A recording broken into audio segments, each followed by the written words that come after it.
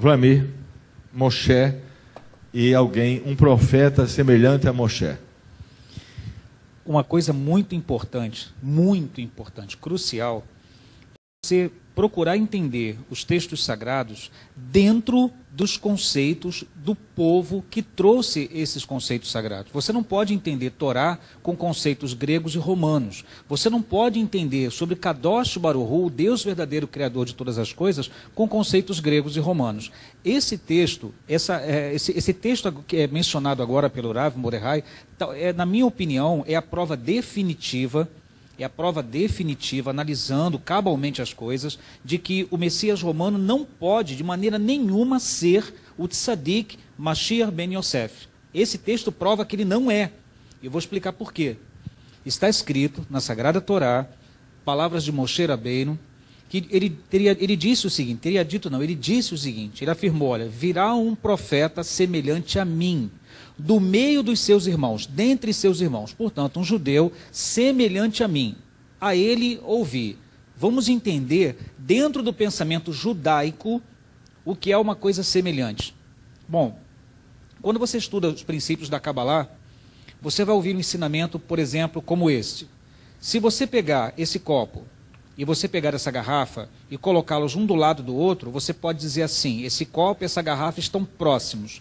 No mundo espiritual não é assim, porque no mundo espiritual não existe nada físico, não existe distância, não existe espaço. No mundo espiritual, semelhante é aquilo que é considerado próximo. Algo que tem um conceito igual ao outro conceito, ou um conceito muito próximo de outro conceito, então isso é considerado semelhante e próximo. Quando duas coisas divergem, elas são consideradas antagônicas, opostas e distantes dentro do mundo espiritual. Então vamos lá. Quem foi Moshe Rabbeinu?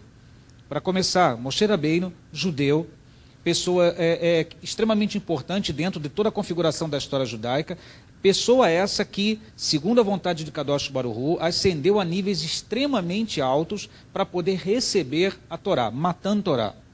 É o nosso próximo grande feriado agora, Shavuot. Muito bem.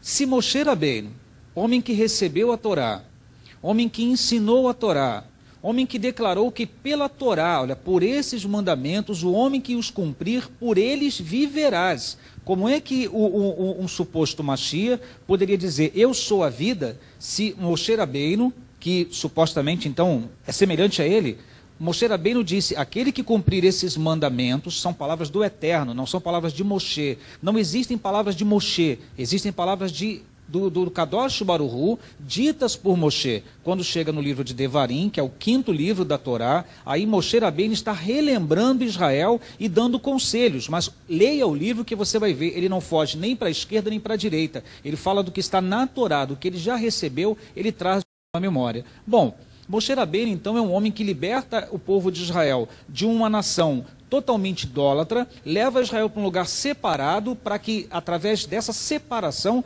Israel possa se consagrar ao Kadosh Baruch Hu através da Torá. Aí aparece alguém, dito supostamente como o Mashiach, supostamente como o Filho de Deus, supostamente como aquele que vem em nome de Deus para fazer tudo aquilo que é preciso. E esse, então, é totalmente oposto a Moshe, porque Moshe diz, eis a Torá, ele diz, eis o Evangelho.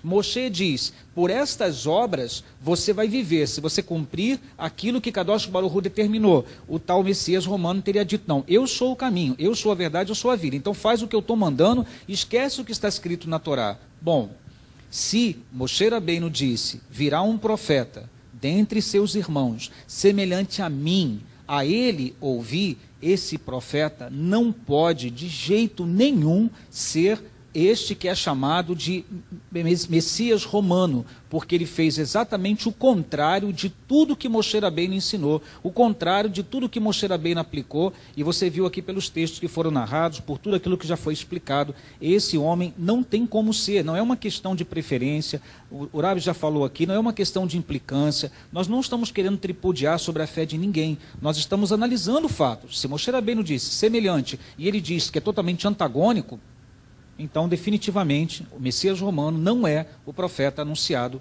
por Moshe Rabbeinu.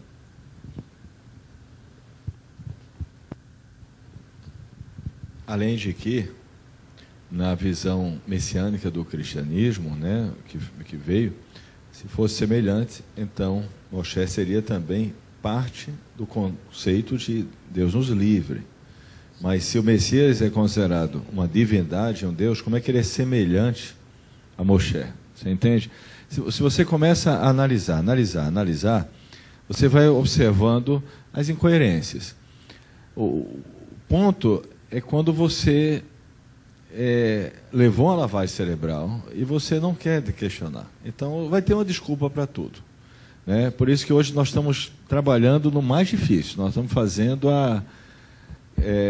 achando ali onde há distorção, que é um trabalho difícil, mas importante para todos vocês.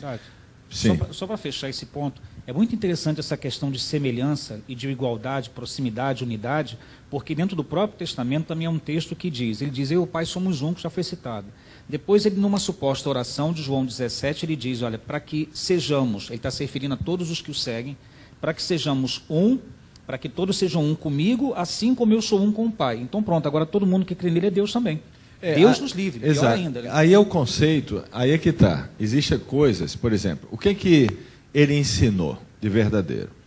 Ele ensinou que só o Eterno é o Deus verdadeiro. Ele ensinou que nós não podemos desprezar nem o menor dos mandamentos. Ele ensinou, vamos lá, mais coisas, que nós devemos ter um bom olho, que o nosso corpo ficaria iluminado. Então, há uma série de ensinamentos genuínos que ele ensinou. O fato de ser um com o Eterno, segundo o Zohar, quando eu faço a vontade do Eterno, eu sou um com o Eterno. Não é um conceito de eu ser igual, que isso nem cabe. Esse pensamento é tão errado que nem cabe. Então, o fato de alguém falar, eu e o Pai somos um, você também pode falar isso. Quando você pega uma tzedakah, você está cumprindo um mandamento da Torá, e você está ajudando uma pessoa que está com fome, você é um com o Eterno naquele momento, porque isso é uma obra divina, entendeu? Então, algumas palavras que ele falou, elas não têm a conotação que foi dada pela teologia romana. Ela tem um conceito mais profundo. Ser filho de Deus é um conceito também para o povo judeu. Aí você estuda no judaísmo e fala, o Mashiach é filho de Deus. Então, quando ele está presente, Israel é a filha. Então, são conceitos judaicos, mas que foram distorcidos a interpretação deles. Então, a gente fica numa situação complicada.